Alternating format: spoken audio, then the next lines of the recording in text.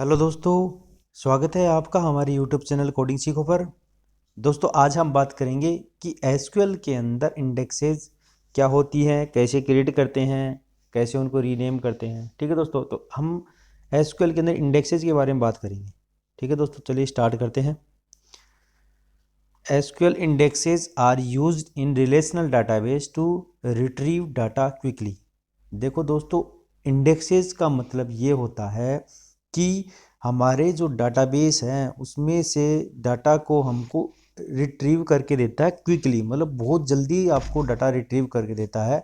तो उसके लिए हमको इंडेक्सेस की ज़रूरत पड़ती है। जैसे आपके पास बहुत सारा डाटा है, तो आपको अगर उसको क्विकली आपको रिकॉर्ड निकालना है तो उसके लिए आपको इंडेक्सेस क्रिएट करने पड़ते हैं आपकी टेबल के अंदर।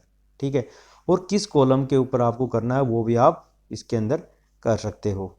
ठीक है, indexes are similar as the indexes of book. जो एसक्यूएल इंडेक्सेस जो होती हैं वो सेम होती हैं हमारी जो बुक के अंदर जो इंडेक्स होती है। जैसे हमारे पास एक बुक है, ठीक है, बहुत बड़ी बुक है, मान लो 500-600 पेजेस की बुक है। तो उसके अंदर हमें, जैसे हम कोई टॉपिक ढूंढना चाहें, ठीक है, तो उसके लिए आपको आपके इंडेक्स पेज के ऊपर जाके चेक करना होता है कि भाई ये वाला टॉपिक कौन से पेज नंबर के ऊपर है। ठीक है, तो वैसे ही हमारे एसक्यूएल के अंदर इंडेक्सेज हैं जो कि एक कॉलम के ऊपर लगा दिया, मान लो आपने, तो उसके अंदर अगर कुछ सर्च करेगा तो आपको क्विकली आपको रेस्पॉन्स दे देगा कि भाई ये आपने सर्च किया है। ठीक है, तो वो इंडेक्सेस क्या करते हैं, बेसिकली वो हमारे डाटा को क्विकली रेस्पॉन्स में आपको दे देते हैं। SQL provide create index, alter index and drop index command use to create a new index, update an existing one and delete an index in SQL server. SQL हमें index create करने के लिए देता है, अल्टर करने के लिए, drop करने के लिए। ठीक है, और कोई एग्जिस्टिंग हमारी कोई इंडेक्स है उसको अपडेट करने के लिए, तो वो सारी चीज़ें हम इसके अंदर कर सकते हैं। By default an index is non clustered. By default जो इंडेक्स होती है वो हमारी नॉन क्लस्टर्ड होती हैं। दो तरह की हमारे इंडेक्सेस होती है, क्लस्टर इंडेक्स और एक नॉन क्लस्टर इंडेक्स। ठीक है, अब जो क्लस्टर और नॉन क्लस्टर इंडेक्स हैं इन दोनों में डिफरेंस क्या है। ठीक है, तो क्लस्टर इंडेक्स और नॉन क्लस्टर इंडेक्स में डिफरेंस ये है कि this will arrange the row physically in the memory in sorted order. ये क्या करता है कि जो हमारी जो रोज होती हैं, ठीक है, उनको मेमोरी के अंदर सॉर्टेड ऑर्डर में मैनेज करता है, मीन्स अरेंज करता है। ठीक है, नॉन क्लस्टर्ड क्या करता है, ये हमारी रो को, मतलब नॉट अरेंज द रो को अरेंज नहीं करता फिजिकली मेमोरी में इन सॉर्टेड ऑर्डर में अरेंज नहीं करता है। ठीक है, this will fast in searching for the range of value. ये क्या करेगा कि ये जो फास्ट होता है, रेंज ऑफ वैल्यू, फास्ट मतलब सर्चिंग करता है जो अपनी रेंज ऑफ वैल्यू है उसमें। This will be fast in searching for the value that are not in the range. जो रेंज में नहीं होता है उसमें भी ये फास्टली सर्च करता है। It clustered index arrange the row physically in the memory in sorted order in. ठीक है, जो कि हमारी जो सॉर्टेड ऑर्डर में हमें रो को फिजिकली रो को मेमोरी में मैनेज करता है। ठीक है, जिससे कि insert and update will become slow because the row must be inserted और अपडेटेड इन सॉर्टेड ऑर्डर। ये क्या करेगा, जो जब हम रिकॉर्ड इंसर्ट करेंगे या फिर अपडेट करेंगे तो वो हमारा स्लो होगा, क्योंकि जो हम रिकॉर्ड इंसर्ट करेंगे या फिर अपडेट करेंगे वो हमारे सॉर्टेड ऑर्डर में मैनेज करेगा, तो इसके लिए थोड़ा स्लो होता है as compare to non clustered. There will be no effect of inserting and updating with a non cluster index. ये क्या करता है कि भाई इंसर्ट और अपडेट डिलीट में हमारे जो प्रोसेस उसको स्लो नहीं करता है, ये उससे कोई फ़र्क नहीं पड़ता इसको नॉन क्लस्टर इंडेक्स में। ठीक है, कोई फ़र्क नहीं पड़ता इसको, कोई रिकॉर्ड इंसर्ट कर रहे हों या फिर अपडेट कर रहे हों उस केस में। Because it will not arrange the row physically in the memory in sorted order. ये सॉर्टेड ऑर्डर में मेमोरी फिजिकल रो को सॉर्टेड ऑर्डर में मैनेज नहीं करता है, तो इसलिए हमारे इंसर्ट और अपडेट में हमारे कोई भी इफेक्ट नहीं करता है, उसकी प्रोसेस को स्लो नहीं करता है ये, as compare to non clustered clustered index. फिर आता है कि भाई हम क्रिएट कैसे करें इंडेक्स को। ठीक है, अब इसमें देखो सबसे पहले आता है सिंगल कॉलम, जिसको हम सिंपल इंडेक्स भी बोलते हैं। ठीक है, कोई सिंगल कॉलम के ऊपर हमें इंडेक्स करनी है तो उसको हम सिंपल इंडेक्सेस भी बोलते हैं। अब इसको क्रिएट कैसे करते हैं, क्रिएट इंडेक्स, इंडेक्स का नाम, ऑन टेबल और कॉलम, कौन सी टेबल के ऊपर उस कॉलम का नाम क्या है, तो हम आपको क्रिएट करके दिखाते हैं। ठीक है दोस्तों, हमारे पास ये दो टेबल है, मार्क्स और स्टूडेंट। हम मार्क्स के ऊपर आपको क्रिएट करके दिखाते हैं कि भाई कैसे इंडेक्स को क्रिएट करते हैं। ठीक है, तो क्रिएट इंडेक्स, इंडेक्स का नाम लिख दिया हमने इंडेक्स अंडरस्कोर मार्क्स। ठीक है, ऑन टेबल, कौन सी टेबल के ऊपर लगाना, हमें मार्क्स टेबल पे लगाना है, MARKS। किस कॉलम पे लगाना है, हम इस पे पहले कॉलम चेक कर लेते हैं हमारे पास कौन कौन से कॉलम है। तो आप डायरेक्टली आप ये इस टेबल पे क्लिक करके Alt+F1 भी प्रेस कर सकते हो, जिससे आपको ये टेबल के अंदर कौन कौन से कॉलम मिल जाएंगे। ये हमारे कॉलम नेम है। ठीक है, हम इसके ऊपर मान लो सब्जेक्ट के ऊपर लगा रहे हैं। ठीक है, सब्जेक्ट के ऊपर हमने लगा दिया, इसको एग्जीक्यूट करते हैं तो हमारी कमांड सक्सेसफुली एग्जीक्यूट हो गई। ठीक है दोस्तों, तो अब इस टेबल को एक्सपेंड करते हैं यहाँ से और देखते हैं इंडेक्सेज में आके कि हमारी क्रिएट हुई कि नहीं है। तो आपको एक बार रिफ्रेश करना पड़ेगा, रिफ्रेश किया, रिफ्रेश करते हैं आपकी इंडेक्स मार्क्स नाम से हो गई। ठीक है दोस्तों, अब इस पर और करोगे तो आपको दिख रहा होगा यहाँ पे नॉन यूनिक है और साथ में नॉन क्लस्टर्ड इंडेक्स है। ठीक है दोस्तों, तो ये हमारी क्रिएट इंडेक्स होगी सिंगल कॉलम पे। ठीक है, अब आपको मान लो मल्टीपल कॉलम या फिर कंपोजिट इंडेक्सेस बनानी हो तो क्या होता है कि आपको कोमा सेपरेटेड लिख देना है। जैसे हमारे पास ऑलरेडी एक सब्जेक्ट के ऊपर लगी हुई है, हम इसको मार्क्स पे और लगा देते हैं। ठीक है, तो कोमा करेंगे और मार्क्स लिख दिया और इंडेक्स का नाम चेंज कर दिया हमने, index underscore subject underscore marks. ठीक है, ये हम क्रिएट कर देंगे तो हमारी कंपोजिट और मल्टी कॉलम इंडेक्सेस क्रिएट हो गई। हम इसको रिफ्रेश करते हैं यहाँ से तो हमारी यहाँ पे इंडेक्स क्रिएट हो चुकी है। ठीक है दोस्तों, वो भी नॉन क्लस्टर्ड है और नॉन यूनिक है। अब आता है हमारा यूनिक इंडेक्सेस। यूनिक इंडेक्सेस कैसे बनाते हैं और क्या काम होता है यूनिक इंडेक्सेस का। When an index is created using the keyword unique is called as unique index.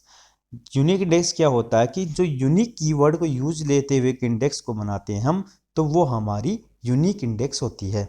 You create a unique index on columns and a unique index constant will be created. जब आप कोई unique index create करो किसी column पे तो उसका unique index constant भी create हो जाता है। ठीक है, if the column know on which you create a unique index contains duplicate value then a unique index will not be created and you will get an error। अगर आप किसी column के ऊपर यूनिक इंडेक्स लगा रहे हो और उसके अंदर डुप्लीकेट वैल्यूज हैं तो आपका यूनिक इंडेक्स क्रिएट नहीं होगा, आपको उस केस में एरर मिलेगी। ठीक है, अब यूनिक इंडेक्स क्रिएट कैसे करते हैं, जैसे क्रिएट यूनिक इंडेक्स और ये इसका लिखने का तरीका होता है। तो हमने क्या किया, क्रिएट यूनिक इंडेक्स, अब हमने डाल दिए यहाँ पे इंडेक्स सब्जेक्ट। ठीक है, 1 डाल देते हैं यहाँ पर किस टेबल पे, मार्क्स टेबल पे, और हम डाल देते हैं मार्क्स पे यूनिक। ठीक है, और ये ऐसे लिख दिया हमने, तो ये हमारी यूनिक इंडेक्स क्रिएट हो गई है।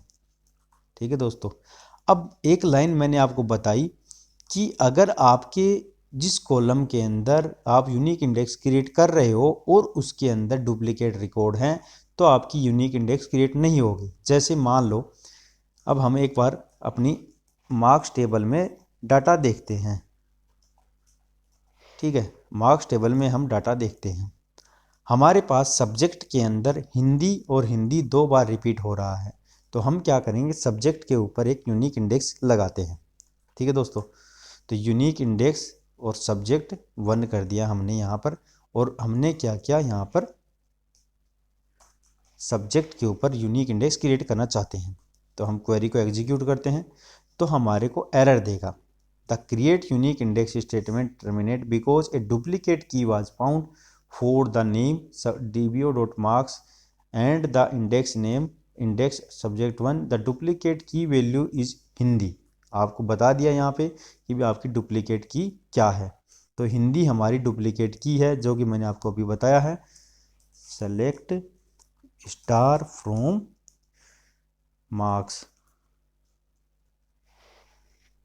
ठीक है दोस्त। ये हिंदी यहाँ हो गया सब्जेक्ट में, यहाँ हो गया तो डुप्लीकेसी हो गई। तो यूनिक इंडेक्स होता है तो वो अगर आपके कॉलम में डुप्लीकेट डाटा है तो उसके ऊपर क्रिएट नहीं कर सकते हो आप, ठीक है। फिर आता है रीनेम एन इंडेक्स। इंडेक्स को रीनेम कैसे करोगे आप, ठीक है। तो इसको रीनेम करने के लिए exec ने रीनेम, फिर उसके बाद में ये आपको वर्क क्वेरी में आपको करके दिखाता हूँ। जैसे हमारा इंडेक्स सब्जेक्ट 1 इसको रीनेम टू करना है, मान लो, ठीक है। इंडेक्स सब्जेक्ट 1 है, इसको इंडेक्स सब्जेक्ट 2 करना है। अभी हमारे पास इंडेक्स सब्जेक्ट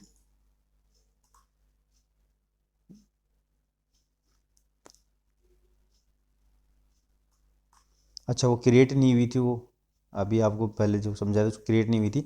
अपन इंडेक्स मार्क्स वाले को यहाँ पर इंडेक्स मार्क्स 1 कर लेते हैं, सॉरी इंडेक्स मार्क्स 1 कर देते हैं। तो ये क्या करेगा, जो आपकी इंडेक्स मार्क्स है ये वाला उसको 1 कर देगा रीनेम करने के लिए। एग्जीक्यूट हो गया, ये इंडेक्स मार्क्स 1 बन जाएगा, यहाँ पे इंडेक्स मार्क्स 1 बन गया। ये क्या होता है एसपी रीनेम, ये इसकी इनबिल्ट फंक्शनलिटी होती है एसक्यूएल सर्वर की, जिसके अंदर क्या कर देगा एसपी रीनेम मार्क्स कॉन्स्टेबल है डॉट इंडेक्स का नाम, जो अभी इस ये तो होता है कि old name, old index name, ठीक है। और ये होता है न्यू इंडेक्स नेम, ठीक है। और ये एक आपको इंडेक्स ऐड करना है इसके अंदर, ठीक है दोस्तों। तो ये हो गए हमारा रीनेम करने का तरीका। फिर आता है ड्रॉप एन इंडेक्स। इंडेक्स को ड्रॉप कैसे करना है दोस्तों, to drop an index you must be the owner of the index or have the drop any index privilege. अगर आप ओनर हो उस इंडेक्स के, मीन्स आपने अगर खुद ने क्रिएट करी है, जिस यूजर से आप लॉगिन उसी ने अगर इंडेक्स क्रिएट करी है तो आप इसको ड्रॉप कर सकते हो, अदरवाइज आपको एरर देगा अगर आपके पास परमिशन नहीं है। तो अगर परमिशन है आपके पास डिलीट की तो आप इसको डिलीट कर सकते हो, ठीक है। ड्रॉप इंडेक्स, इंडेक्स का नाम, तो हम क्या करते हैं, जैसे हमने ये एक हमारे पास इंडेक्स मार्क्स 1 नाम से है, इसको डिलीट करते हैं ऑन मार्क्स टेबल पे, ठीक है। तो इसको हम डिलीट करते हैं, डिलीट हो गई, ये वाली डिलीट हो जानी चाहिए। इसको रिफ्रेश करते हैं हम, तो रिफ्रेश करते हैं हमारी डिलीट हो गई है। दूसरी डिलीट करनी हो तो यहाँ से कॉपी करो नाम को और यहाँ पे F5 कर दो, डिलीट हो गई। तीसरी डिलीट करनी है, कॉपी करो, F5 करो, डिलीट कर सकते। एक मैं आपको दोस्तों एसक्यूएल मैनेजमेंट स्टूडियो से डिलीट करके बताता हूँ। जैसे ये है आपकी, ठीक है, आपको इसको राइट क्लिक करना है, यहाँ से डिलीट कर दो आप, तो यहाँ से भी आप डिलीट कर सकते हो। ये 2 तरीके हैं आपको ड्रॉप करने के, आप तो ये तो मैनुअली कर दो या फिर कमांड के थ्रू कर सकते हो, ठीक है दोस्तों।